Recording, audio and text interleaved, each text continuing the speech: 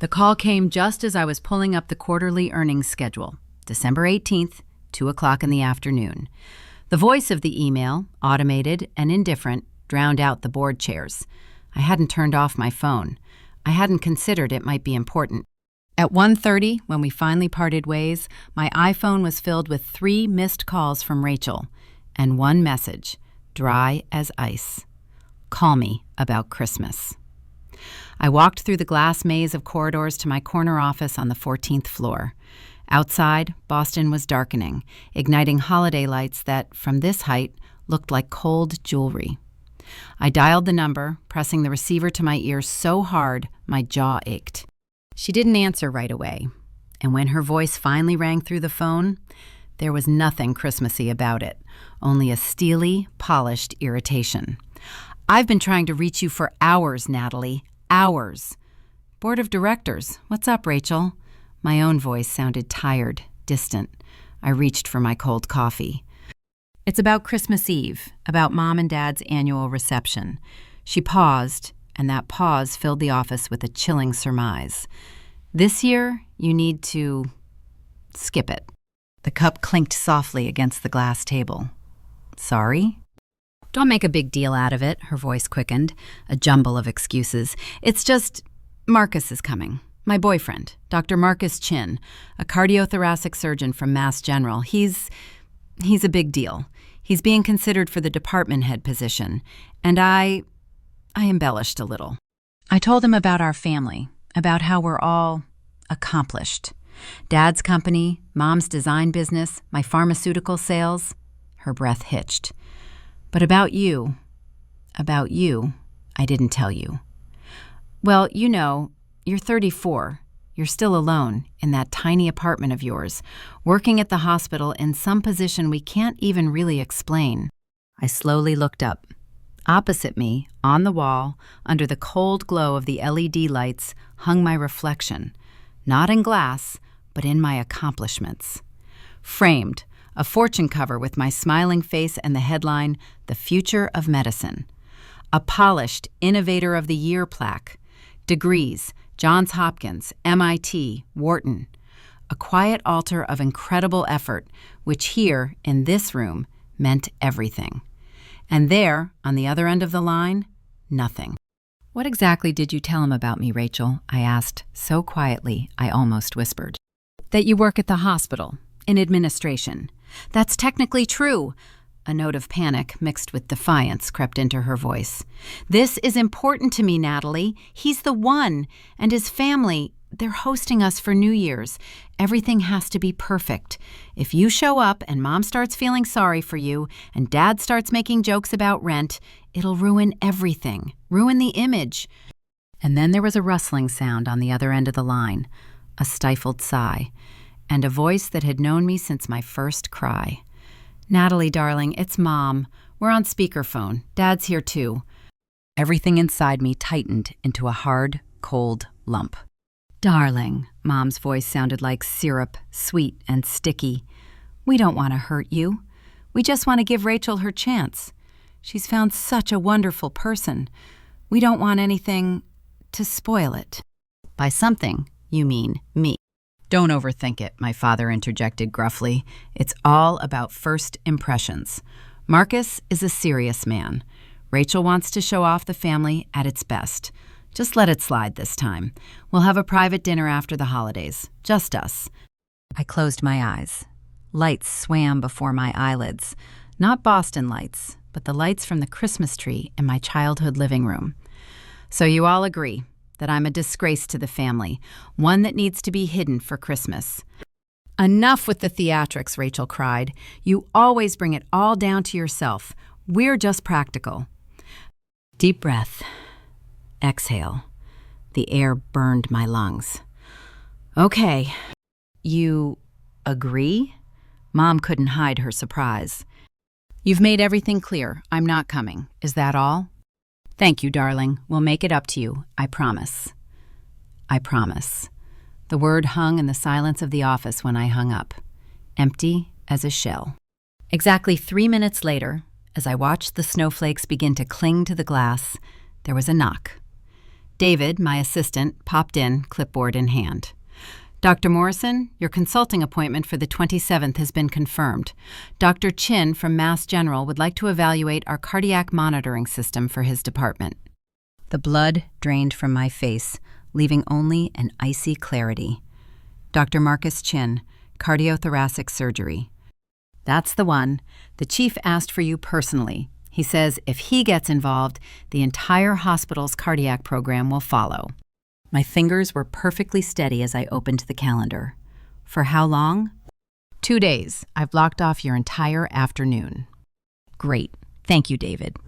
The door closed. I opened the profile. Marcus Chin, Harvard, Hopkins, Publications, the future head of the department. His stern, intelligent face stared out from the screen. He was chasing a technology that was supposed to save lives, a technology I had created, and he had no idea he was dating the sister of the woman she was ashamed of. The irony was so bitter that I almost laughed. Almost. And then, as always, my thoughts raced back to childhood. Rachel, sunny, easygoing, the queen of every prom. And I, that strange girl who took apart an old radio on Friday night. Her trophies stood on the mantelpiece. My academic certificate sat in a folder in a desk drawer. You're always too serious, Natalie, Mom sighed. Why can't you just be happy like her? Dad's version was simpler. Not everyone needs 3 degrees. Sometimes you have to know when to stop. I didn't stop. Medical school at 24, PhD, MBA, endless shifts in the trauma center at Boston. I burned out completely at 28, after that girl with the arrhythmia. After her quiet, inexplicable death in the ward where I was a god with a scalpel, but found myself powerless. It was then, at 4 a.m, in an empty break room smelling of coffee and despair, that the idea for CareLink AI was born. Out of desperation, out of rage, out of a desire to find that one pattern that eludes the human eye. Because the concept was terrifyingly simple. Create an artificial intelligence that would sit tirelessly at every patient's bedside, seeing what eludes the tired gaze of doctors. That barely noticeable rhythm disturbance, that downward trend, that specter of disaster in the raw data, and scream about it ahead of time. The implementation, however, was hell. Algorithms that refused to learn, machine learning that devoured millions of gigabytes of data, clinical trials where every statistical error could cost someone their life, the stony faces of regulators, the resistance of a system unwilling to change. I burned through my savings from my surgical practice and the few successful investments I had made. I assembled the first prototype at night in a garage that smelled of mold and despair. But it worked. A year and a half later, a tiny hospital in Vermont took a chance on our system. 3 years later, 60 hospitals in 12 states were listening to the quiet voice of my AI. 5 years later, we had documentary proof. 2,400 lives saved. People who would have gone home, not to the morgue. Revenue? $180 million last year. The company's valuation was $3.2 billion. 68% of that was mine. Magazines wrote about me as the surgeon who saves more lives outside the operating room. Our platform was called The Future of Medicine. And my family had no idea. When they asked, I'd say, I work in medtech at the BMC. Seeing my modest apartment in Jamaica Plain, they had no idea about the Back Bay penthouse, bought as a cold investment. When their eyes showed pity, I didn't correct them. It was my quiet, cruel experiment. Would they love me, just Natalie, without titles, without billions, without fame? The answer he gave me in that phone conversation was deafening. And for the next week, I lived with this bitterness inside, turning it into icy fuel in preparation for the meeting with Marcus Chin. He's not coming alone, David reported, with the head of the department, with 2 attendings. If they sign the contract, it will be our largest client, 1,000 beds. What exactly is he concerned about? Post-operative complications in the first 72 hours. He wants the AI to predict tamponade, thromboembolism. I chuckled, and David raised an eyebrow in surprise. Gather all the cases from Stanford and the Mayo Clinic. The irony hung in the air, thick and invisible. He so wanted to save lives with my own tool. On December 23rd, Rachel flooded her Instagram with photos of her shopping spree. On the 24th, pictures from their perfect Christmas Eve. She in a scarlet dress, he in a tailcoat. My parents' beaming faces. The caption, "Best Christmas ever." I methodically saved every photo. That very evening, I was having dinner in Brooklyn at my CTO's bustling home. The kids showed me their science projects. My wife fed us savory scones. We talked about the future. It was warm. It was real. And December 27th arrived, sterile and clear. I was in the office at 6 a.m. At 1:45, a soft knock sounded behind me. "They're here, Dr. Morrison." I waited 5 minutes. I straightened my white coat. I glanced at the diplomas on the wall, my shields and armor. And then I walked in. Good afternoon. I'm Dr. Natalie Morrison, founder and CEO of CareLink AI. Handshakes. Dr. Williams, the head of the department, her respect was immediately apparent in her firm gaze. Young doctors. And him, Marcus Chin. Just like in the photographs, impeccable, confident, accustomed to being the smartest person in the room. For just a moment, his gaze lingered on my face with a slight, almost imperceptible hesitation. I began the presentation. I talked about the dead girl, about the long journey from that night to this room. I watched him write, but out of the corner of my eye, I caught his gaze, increasingly restless, calculating. And then Dr. Williams, without realizing it, handed him the rope for the noose. "You have family here, I believe, Dr. Morrison?" "Yes, parents in Newton, sister in Cambridge." "What does she do?" "In pharmaceutical sales." The pen in Marcus's hand froze. "Pharmaceutical sales," he repeated slowly, as if tasting the strange coincidence. "Your sister in pharmaceutical sales." "Correct." He lowered the pen. The blood drained from his face, leaving an unpleasant grayish pallor. What's your sister's name?" I met his gaze, direct, unwavering, giving him time to take it all in, both my knowledge and the abyss on the edge of which he now stood. "Rachel Morrison." The silence in the room became absolute, resonant, cutting. He didn't look away. A flurry of confusion flashed through them, incomprehension, surmise, chilling shame, and then pure, visceral horror. The horror of a man who has just realized he's traded real gold for cheap, glittering tinsel, and now he'll have to look that gold in the eye. The silence in the room became physical, thick, oppressive, filled with the crackling sound of reality shattering. Marcus stood up so abruptly that his chair crashed against the wall. You're Rachel's sister, that Natalie." Each word came out with difficulty, as if he were choking on them. "Yes," my voice was as smooth as the surface of a lake before a storm. But she said you worked in the administration, some minor position. She said you—" He couldn't finish. The sentence hung in the air, grotesque and shameful. Dr. Williams looked at us both, her professional mask cracking, revealing a living, human curiosity and confusion. "Dr. Chin, what's wrong?" "Rachel," his voice broke.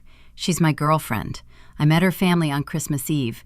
She said she had a sister who couldn't come because of work, that she occupies a modest position at the hospital and isn't part of the family's success narrative." The attending physicians froze, staring at their notepads. I took a deep breath, steeling myself. "Dr. Chin, let me assure you, your personal relationships have nothing to do with this meeting. You're here to evaluate technology that can save lives. That's all that matters right now." "You're the CEO," he breathed out, as if only now realizing the scale of the deception. "The founder. You're the woman on the cover of Fortune." "Yes."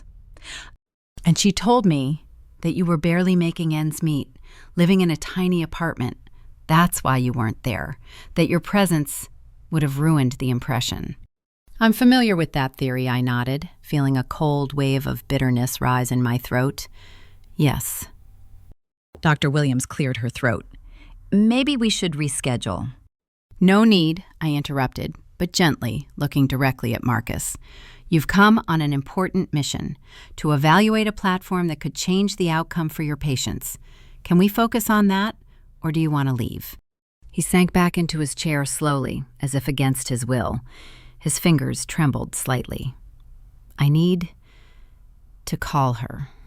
After the meeting.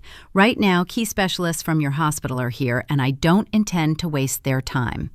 My tone echoed with the same steel that once commanded the operating room. He glanced at me, then at Williams, and a decision flickered in his eyes. Professional, desperate. No, I want to see the presentation.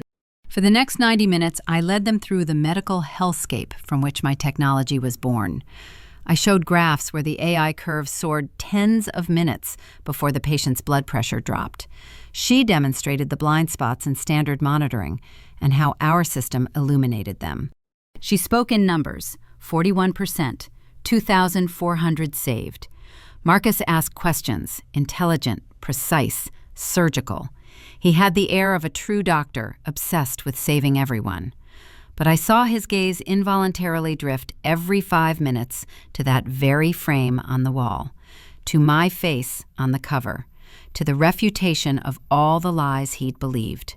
When it was all over, Dr. Williams was conquered. Dr. Morrison, we're starting a pilot project. 40 beds, 3 months. If everything is confirmed, full-scale implementation. She shook my hand, and genuine admiration was evident in her eyes. Your parents must be immensely proud. The air turned icy again. I'm sure they'd be proud if they had all the information, I replied, maintaining a polite smile. Family dynamics are complicated. Dr. Williams merely nodded, embarrassed, and led her colleagues away, saying, Dr. Chin, we'll wait for you downstairs. As the door closed, his composure collapsed. Natalie, I need to understand. Rachel told me you weren't here to protect you, that your humble work would embarrass you around my family. Is that true? That's her version of the truth. But you created this. You're worth billions. You save lives at a level I can only dream of. What the hell is going on? I leaned back in my chair, suddenly feeling all the weariness in the world. What's going on is that my success isn't the kind you can brag about at a cocktail party.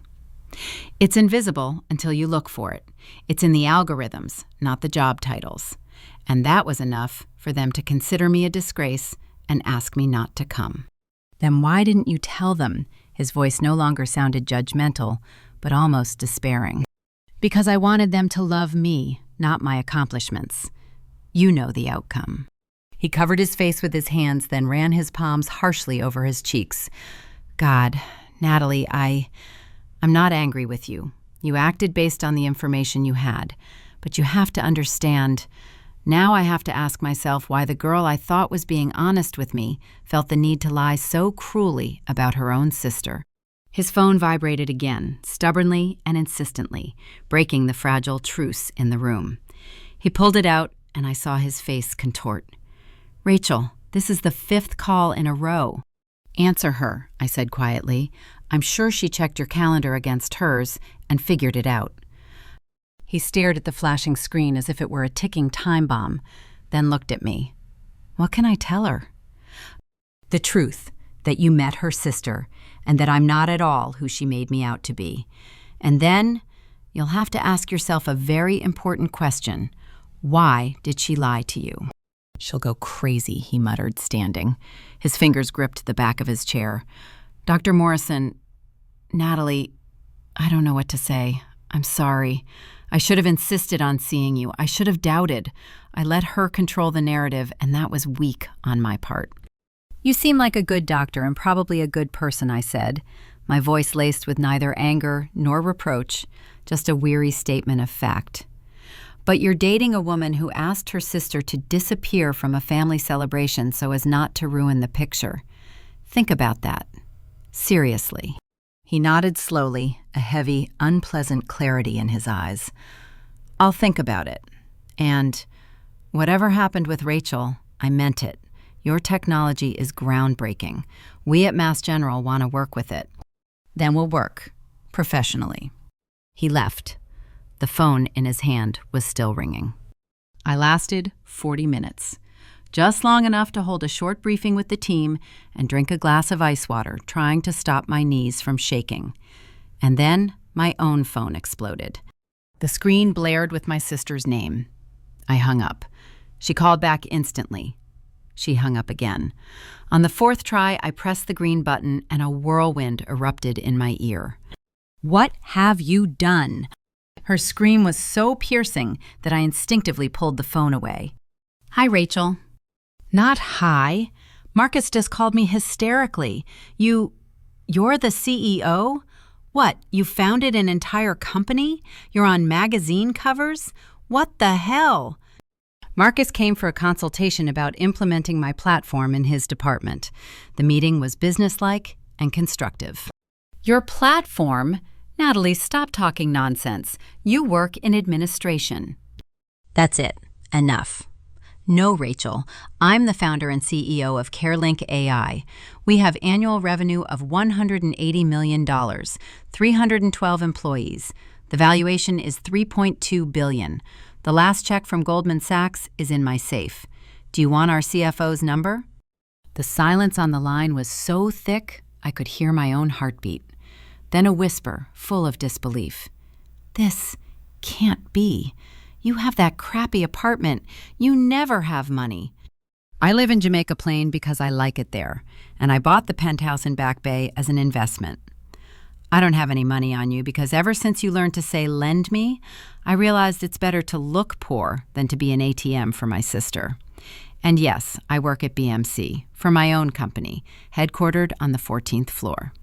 You're lying! Her voice rose to a scream again, but panic was already evident in it. Google it, right now. I heard the clicking of a keyboard on the other end of the line, then a sharp, short intake of breath, as if she'd been punched in the gut. Oh my God, it's true. Forbes, Fortune, it's you. On several covers, yes. Why didn't you say anything? Her tone now held pure, unadulterated rage, born of shame. You never asked. You decided I was a failure, and I let you see it for yourself. I was curious how you would treat me if I didn't live up to your standards of success. This is manipulation. Insane. Really. Answer me honestly, in one word. If you knew who I really am, would you have asked me not to come to Christmas? Silence. Long, echoing, eloquent. I thought so. You sabotaged me. You deliberately met with him to humiliate me. He requested a meeting 6 weeks ago. His name appeared on my calendar just as you were making plans to hide me from him. My professional life, unlike your fantasies, does not revolve around family drama. He's furious. He's questioning everything I've told him. Maybe I shouldn't have lied. I didn't lie. I was just presenting the facts in a certain light. You told him he was embarrassed to meet me, that my presence would ruin his impression of his family, that I was barely making ends meet and you were protecting me. That's not social, Rachel. That's a lie. A heavy, ragged sigh came over the line. And then, muffled voices. Rachel, what's going on? Put me back. Mom. Mom wants to talk to you, Rachel muttered. And for the first time in 20 years, I heard something like childish fear in her voice. Of course she does. Natalie, dear, Rachel is very upset. She's saying something strange, that you're some kind of CEO? It's not strange, Mom. It's a fact. I founded and have been running this company for 7 years. We save lives with artificial intelligence. We're worth billions. But, honey, you never said. You never asked. You simply assumed I wasn't successful, and I let you see it for yourself. I was wondering if you'd love me for who I am, not for my accomplishments. That's not fair. We've always supported you. You supported Rachel when you asked me to disappear from Christmas dinner to protect her image. You cut me out of the family to present him with a perfect picture. And that picture turned out to be false because you stripped it of its most precious element. What do you call that? There was heavy breathing, a rustling sound on the other end of the line, and then my father's voice. The voice that always sounded like a verdict to me. Natalie, Mom, and I were completely baffled. Rachel showed me the articles. They're talking about billions. Is that true? My company is valued at $3.2 billion. I own 68%. So yes, my stake is worth a little over $2 billion on paper. Silence. Deep, like a well. Then my father's voice, a mixture of astonishment, resentment, and a kind of wild, indigestible greed. $2 billion? Roughly? And you didn't think it necessary to tell your family about this? I told you, Dad, many times. I said I work in medical technology, that I'm creating something important. You told me I have too many degrees, that I need to relax, like Rachel, that I'm too serious. You yourself decided that I was a family failure, without even bothering to ask what I'd actually built. We didn't decide, she said weakly. You excluded me from Christmas dinner, straight up. Rachel said my presence would create the wrong impression because I was barely making ends meet. And you both agreed. That's the solution. My mother's voice wavered, thick with tears. We were wrong. Yes. Can we fix this? My father's voice took on a note of businesslike, hasty reconciliation. Maybe you'd like to come to dinner. We'll discuss everything properly.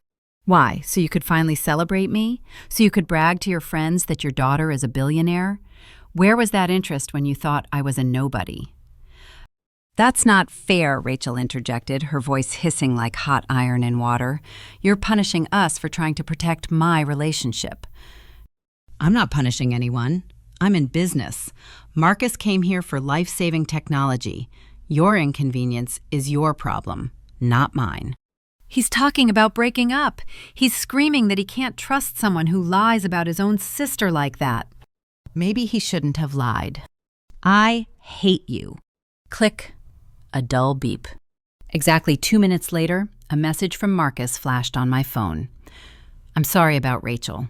To be clear, I told her we're breaking up. I can't be with someone who treats his family like that. Thank you for your honesty. I look forward to working with you professionally.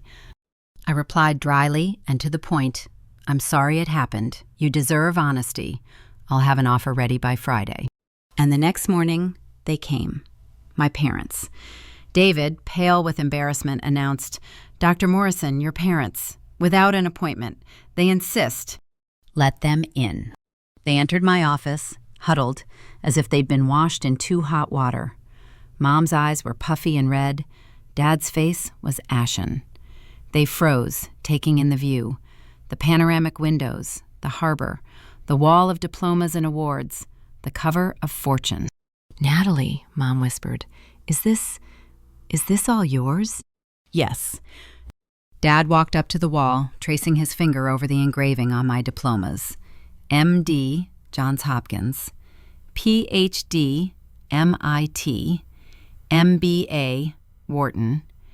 He turned around, and his gaze was filled with the unimaginable horror of realization. When did you manage to do all this? While you were asking when I'd finally be normal. He winced.